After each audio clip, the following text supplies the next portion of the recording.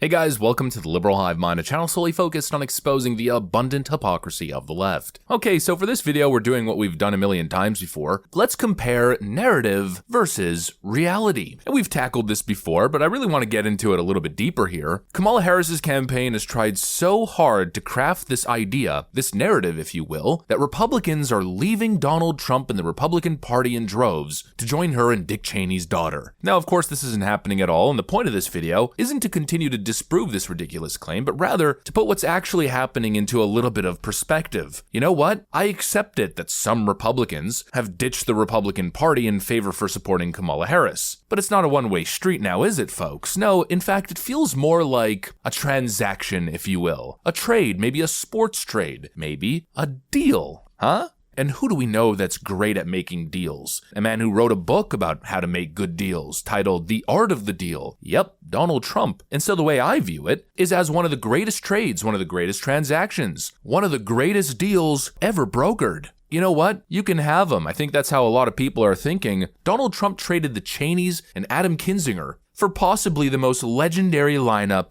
to ever exist. I mean, let's just post it on screen. You got Elon Musk, Vivek Ramaswamy, Robert F. Kennedy Jr., and of course, none other than Tulsi Gabbard, the woman who single-handedly tanked Kamala Harris's first pathetic run at president. Well, actually, her only run at president. This time it was just handed to her. And so you kind of get where I'm going with this. This might have been the greatest deal of all time. I'm sure the Trump side is perfectly content with the end result of this trade, and I guess now it's official. It's no longer just an alliance in theory. Tulsi Gabbard, while on stage with Donald Trump, announces that she is joining the Republican Party. And so while Kamala Harris may have Liz Cheney in theory, they may have the Cheney support, the Cheneys are still technically Republicans. Meanwhile, actual top-level Democrats are ditching the party and joining the Republicans. In other words, it's just not the same thing. This narrative that conservatives are ditching the Republican Party ain't actually happening, but on the other side, well, it kind of is. Let me show you guys exactly what's going on. We got some stuff to get into, so let's roll the tape. All right, folks, so I laid down the groundwork. Now just take a look.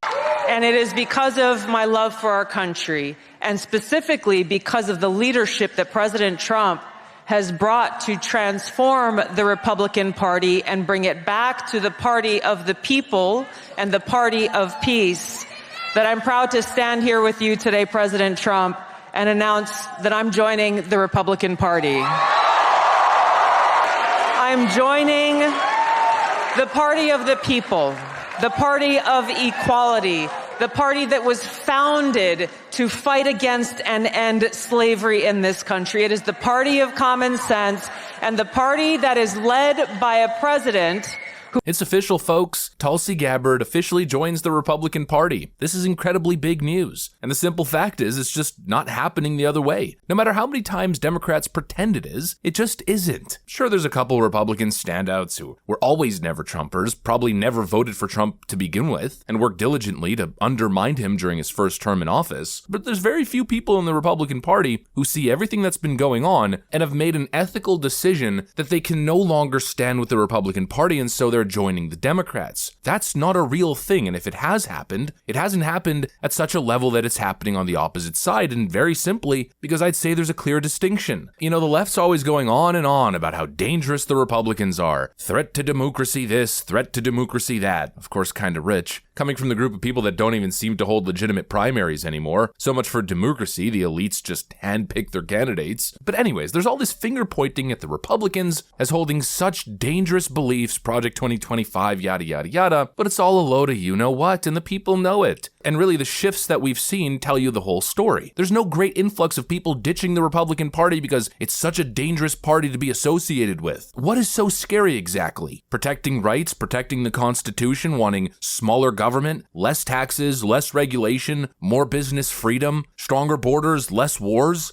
Ooh, spooky stuff, a real spooky platform. Meanwhile, the Democrats are actively engaged in what seems to be a Soviet-style rebranding, and people clearly can't handle it anymore. There's so many deal breakers on that side. I mean, just think about the primary process, which I just mentioned. They talk a big game about democracy, but their candidates aren't even democratically elected. And when you bring this up to them, they gaslight you and make you feel like you're the crazy person. I mean, it's insane. This clip right over here with Kevin O'Leary on CNN, I think really encapsulates the point perfectly. I would like to introduce the concept of the panel tonight. It's going to be a short dissertation, but I want you to think about this because I watched like you did yesterday, and something hit me pretty hard.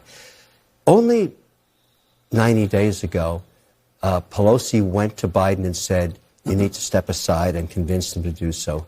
He made the decision, and he did actually ask her, and we've now learned this, is she the right person to drive this home? He questioned that. He could have said, we need to run a process in order for me to make this move. But they decided not to. I don't know who they is. Was it Obama? Was it Pelosi? I don't care who it was. In stock picking, just listen to this analogy. And you may agree, you may not. 88% of managers, because this is the world I live in, cannot beat the S&P year in, year out. So you give them $1,000, the S&P beats them. They can't pick stocks. This is the second time the Democratic Party has circumvented democracy and chose. That's not true. Yes, it is. Hillary We've Clinton gone through this before. was chosen, and she had Bruce Springsteen too. And what happened to her? And now we've chosen. Kevin, Hillary Clinton won a primary. Okay, she won a primary. You may not. Nobody like could compete with her, even Bernie Sanders. She won a primary. Okay. First of all, that's the first So thing. did Kamala The second Harris thing, win a primary? Listen, we've talked about this before. What's wrong about talking about it tonight after what you just saw? Do you think that's really what matters to voters? Right now. Your How whole shtick is- many Democrats wish? Your Hold on. whole shtick has Hang on been, a second. let's talk about what matters to voters. Do you really think voters care about the internecine primary If process? you're a of the Democratic Democrat, Party? you sure as hell care today. I know that you are from Canada, but the primary process. That's right. I'm the primary perfect for this. process in this I have no country skin in the game is other not than in to the get a great Constitution. president. It's not in the Constitution. The political parties can choose however they want to choose their nominee. Right. And as long as they meet the legal deadlines in the states where they are on the ballot, they can do it however they want. But I they just can decide want to be December transparent. 2023. Yes, I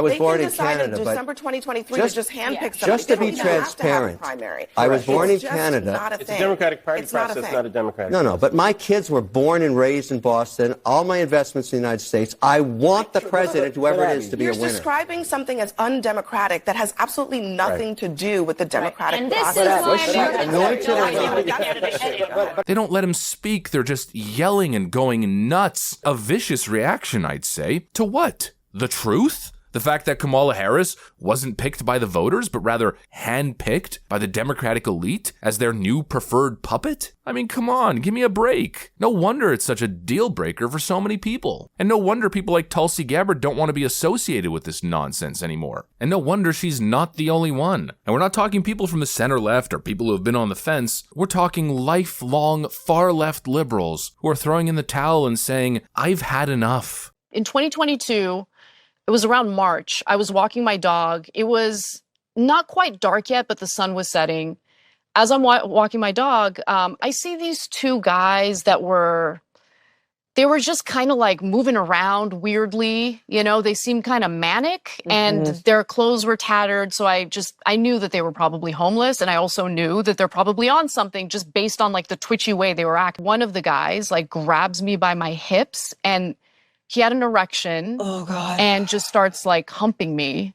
It was really taking a toll on my mental health because I have to walk my dog, right? So at least 2 or 3 times a day, I'm going outside kind of scared.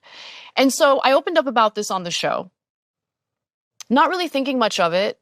And before I knew it, I'm starting to get these messages and it's like really, really harsh stuff.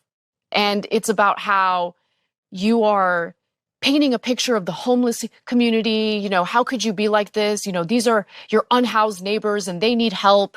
A few people accused me of being racist when I had never disclosed the race of the individuals who did this to me. And in fact, they were white. And so like when they started accusing me of being racist, I'm like, wait a minute. Why are you assuming that the people who did this? Of course. Yeah, like I think you might have a problem here. Exactly. Yeah. And that woke me up. That woke me up because I'm like, oh my God. They eat their It's obvious what's happening. And I'll say that I'm pretty happy with the transaction. It's a pretty great trade. Might be the greatest trade of all time. The leftoids get the neocon warmongers that have been totally left in the dust in this new conservative reimagining. And we get the honest, base Democrats who are having a genuine change of heart as they realize the Democrat Party's also going through a reimagining, more of a Soviet socialist style reimagining. And that's it. That's pretty much what I got for you guys on on this one. Hopefully you enjoyed the video. If you did, make sure to leave a like and possibly subscribe to the channel. Thanks for watching, and I'll see you on the next one.